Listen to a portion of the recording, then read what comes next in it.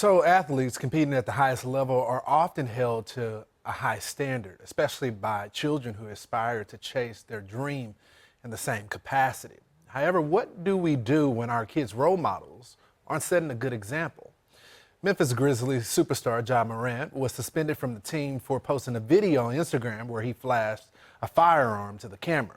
And Alabama basketball player Brandon Miller was recently investigated for supplying a gun to a friend who used that weapon to kill someone.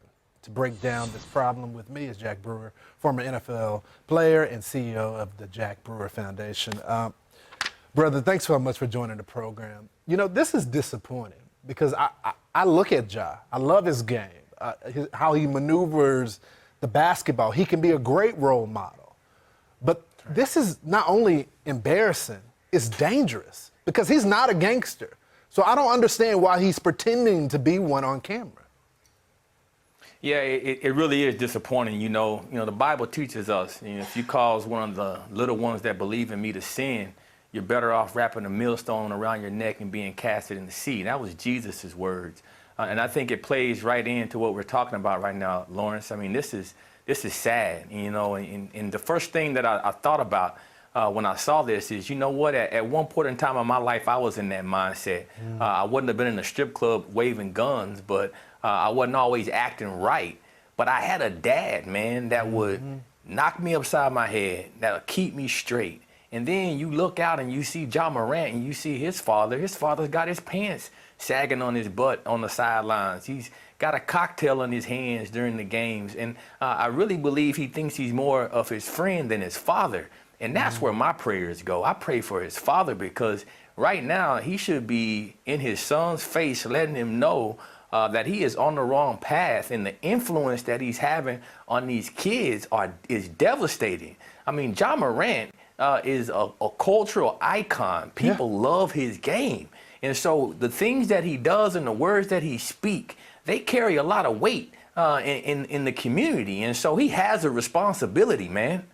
You know, brother, what do we need to do differently? Because you brought up the point that so often in the culture we make the point of having fathers. You and I both were blessed with our fathers. He was blessed with his father. But it's not just enough to be there. Right. It's the role that you take influence-wise in the household.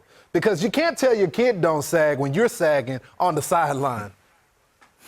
That's right. So, it's that accountability, man. And it really is, particularly when you're a father of someone that has success. It's easier to get in trouble and make bad decisions when you got money to do whatever you want to do.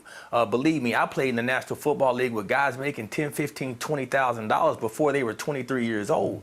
And so when you have that type of access, you even have a bigger responsibility when you're the father of that blessed child. And so that's what's really so disappointing, Lawrence, is, Ja Morant really has a chance to be a difference maker in the culture. And a lot of people don't have that type of influence. And so we got to change our mentality. We can't live behind rap songs. We can't take and make it our culture to have our pants sagging and to go out into the streets and being in strip clubs. What are you doing posting in a strip club in any instance? You have that's ridiculous. Forget the guns. I mean, at some point, we have to lose that in our culture and stop uplifting and empowering all this sin, man. We are better than that. We're better than that, and this is why me and you talk about it, because we're there in the community working on our brothers as well.